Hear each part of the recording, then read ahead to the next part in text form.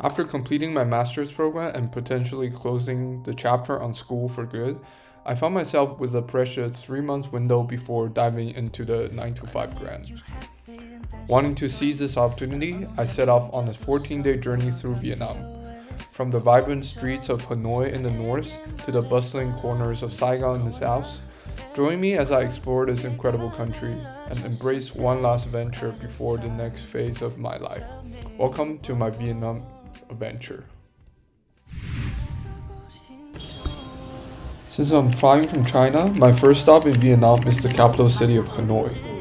I stayed in the old quarters, which is known for its ancient streets lined with cozy cafes, street food stalls, and unique traditional shops. I also saw tons of Vietnamese people playing badminton, which is awesome since I'm also a huge badminton enthusiast.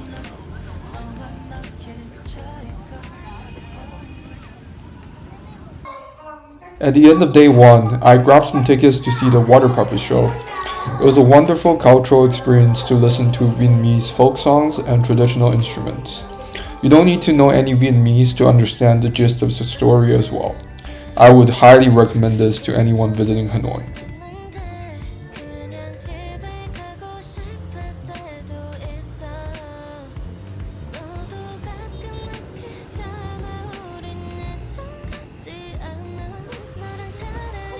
Day 2 started with me walking around the city and stumbling across countless government buildings.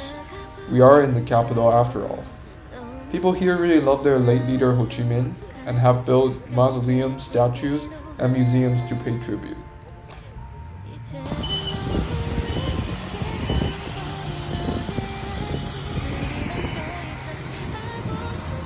Afterwards, I checked out the Tam Coc Pagoda, the oldest Buddhist temple in Hanoi. The pagoda provided a much-needed refuge from the bustling old quarters, with motorcycles swooshing past my shoulder every 5 seconds. The wind chimes hanging above the trees would play in the breeze and provided me with peace as I stared across the lake.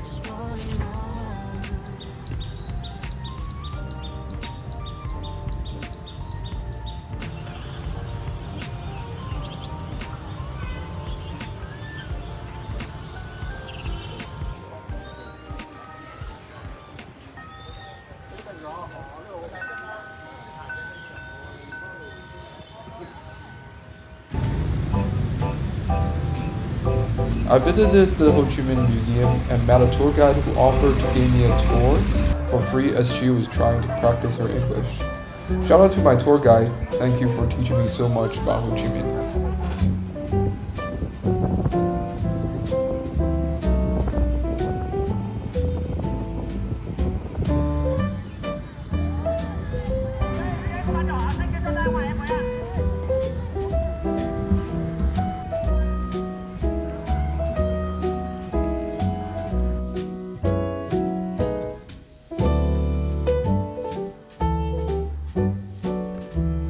Lastly, we went to the Museum of Ethnology. I chose this museum because of its high rating on Google Maps, and it did not disappoint. I was surprised to learn that Vietnam has 54 distinct ethnic groups.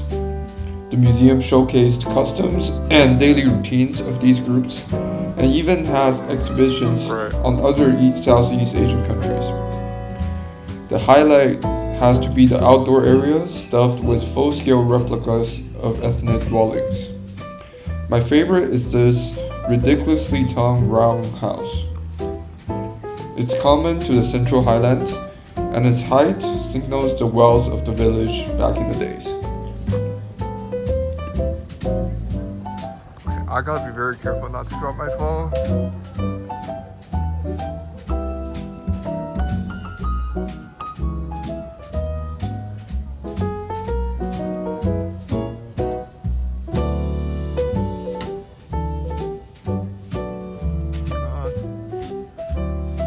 That is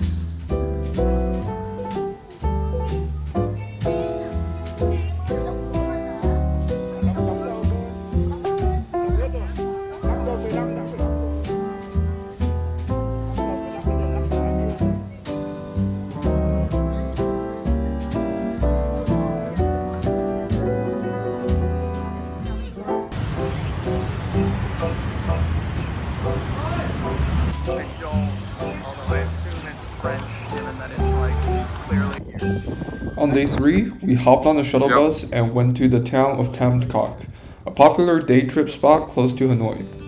Tam Coc is famous for its natural sceneries, featuring spectacular karst mountains, winding rivers, and limestone caves. I highly recommend the Hanoi viewpoint. The hike up the mountains is quite grueling and full of steep stairs, but the view at the top is worth every single drop of sweat. Just remember to bring lots of water. At the top, there's an optional section where you get to climb around a stone dragon. That was really fun and made me feel like I was rock climbing at times.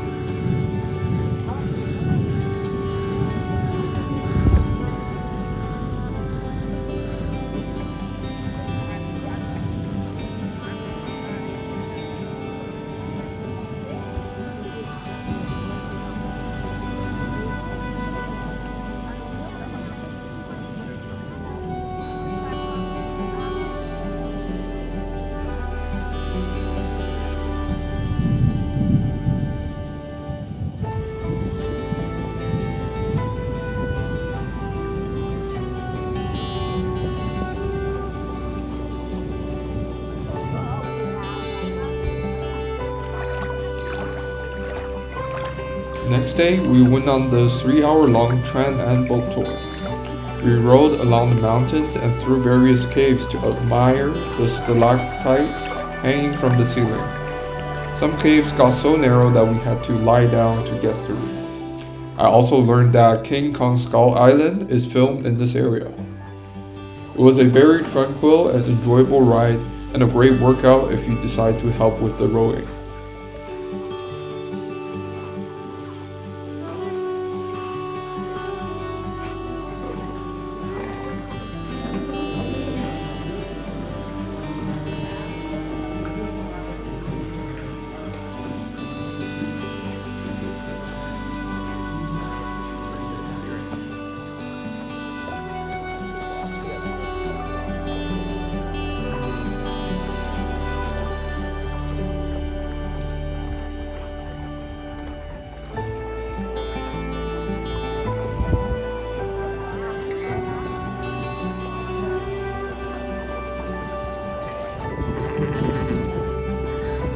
What if somebody's like 7 feet?